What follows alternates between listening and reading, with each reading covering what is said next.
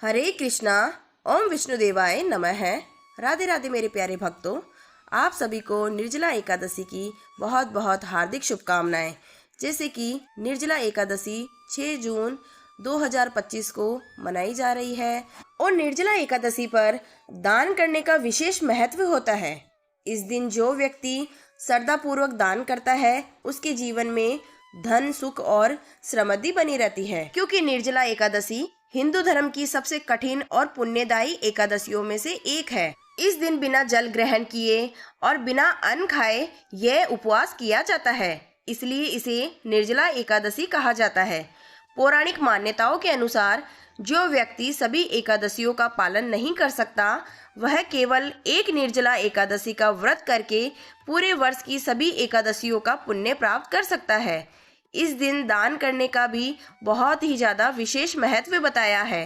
तो आइए जान लेते हैं निर्जला एकादशी व्रत में क्या क्या हमें दान करना चाहिए और इसका विशेष महत्व क्या होता है और इसका क्या पुण्य मिलता है। तो सबसे पहले हमें जल से भरा घड़ा यानी कि जल दान करना चाहिए।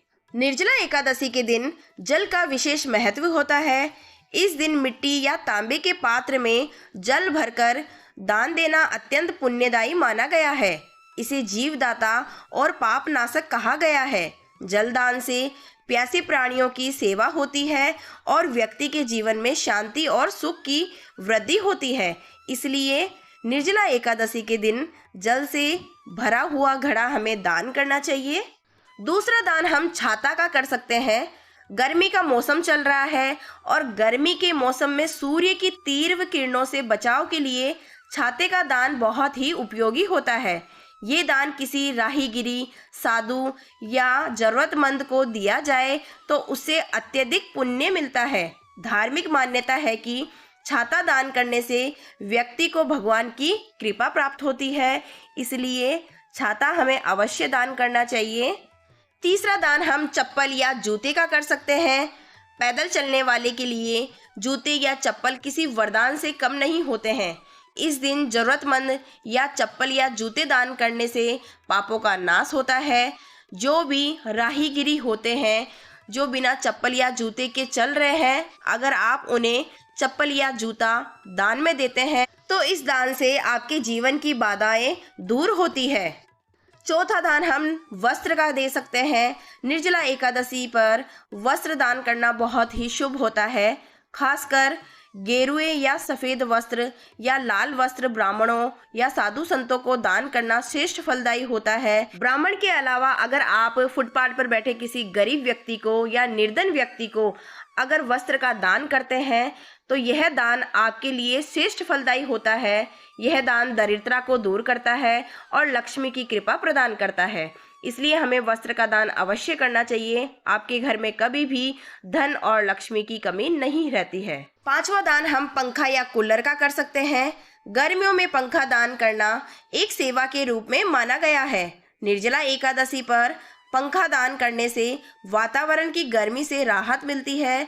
साथ ही में अगर आप लकड़ी की जो बीजनी होती है वो भी आप दान कर सकते हैं, क्योंकि निर्जला एकादशी पर पंखा या बीजनी दान करने से वातावरण की गर्मी से राहत मिलती है और यह कार्य व्यक्ति के भीतर दया और करुणा को बढ़ाता है, जिसे देखकर भगवान विष्णु अत्यधिक प्रसन्न होते हैं और हमेशा दया दृष्टि आप सभी पर बनाए रखते हैं। छठा दान हम मिठाई या फल का कर सकते हैं।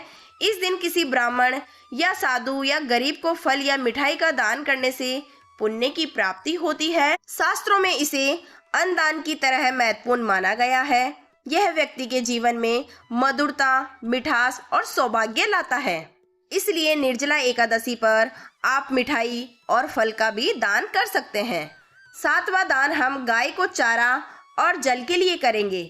गाय को गौ माता माना गया है और इसे हरा चारा, गुड़ या पानी पिलाना पुण्यदायी कार्य है। निर्जला एकादशी के दिन अगर आप गाय के लिए हरा चारा लाते हैं तो ऐसा करने से भगवान विष्णु अत्यंत प्रसन्न होते हैं और परिवार में सुख शांति बनी रहती है। इसलिए निर्जला एकादशी के दिन गाय को हरा चारा खिलाएं और गायों के लिए पानी की व्यवस्था जरूर करें, क्योंकि इस तपती धूप में अगर आप गाय के लिए पानी की व्यवस्था करोगे तो आपको धरती पर ही स्वर्ग की प्राप्ति होगी। ऐसा माना जाता है कि प्यासे को जरूर पानी पिलाना चाहिए। 8वां दान, हम शरबत या ठंडे पेय का वितरण कर सकते हैं। गर्मी के मौसम में प्यासे लोगों को ठंडा पानी, शरबत या बेल का रस पिलाना बहुत ही पुण्य का कार्य है। विशेष रूप से निर्जला एकादशी पर इस सेवा को अत्यधिक फलदायी माना गया है। इससे जीवन में संतुलन और सकारात्मक की ऊर्जा प्राप्त होती है। निर्जला एकादशी को आपको हर जगह, हर चौराहे पर शरबत का वितरण का कार्य नजर आएगा, क्योंकि इस तपती धूप में अगर आप किसी प्यासे को भी 1 गिलास शरबत पिलाते हैं या ठंडा पानी पिलाते हैं तो उनके मुंह से आशीर्वाद निकलता है, जो कि आपके लिए सुखमय होता है। 9वां दान आप गाय का कर सकते हैं। कई जगह मैंने देखा है कि निर्जला एकादशी को किसी ब्राह्मण को या फिर किसी ग्वाले को गाय का दान दिया जाता है, या फिर जो गाय की सेवा प्रेम और निष्ठा के भावना से कर सके, उसका लालन पालन अच्छे से कर सके, उसको गोदान भी दे सकते हैं। और कई भक्त गाय ना मिलने पर चांदी की गाय बनाकर ब्राह्मण को या फिर किसी जरूरतमंद को दान कर देते हैं। तो ऐसा करने से भी भगवान विष्णु अत्यधिक प्रसन्न होते हैं।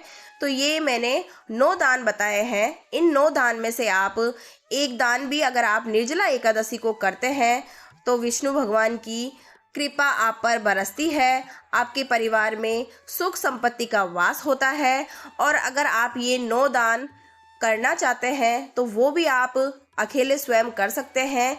इन 9 दानों में से श्रद्धा अनुसार जो भी आपसे दान होता है वो आप कीजिए। ऐसा कहा जाता है कि अगर हम निर्जला एकादशी को दान करते हैं तो इस व्रत का करने का तो हमें फल मिलता ही मिलता है, लेकिन दान करने से बैकुंठ धाम को प्राप्त होते हैं। सूर्योदय से सूर्य अस्त तक बिना जल के व्रत करने से और दान करने से वर्ष भर की सभी एकादशियों का फल प्राप्त हमें एक इसी निर्जला एकादशी में ही मिल जाता है। ये दान आप चाहे एक कीजिए या पूरे कीजिए या थोड़ा कीजिए या ज़्यादा कीजिए, क्योंकि दान मन और श्रद्धा से किया जाता है, कम या ज़्यादा देखकर नहीं किया जाता है। तो आप लोग मुझे कमेंट बॉक्स में कमेंट करके ज़रूर बताइएगा कि आपने क्या क्या दान किया और किस चीज़ का दान किया।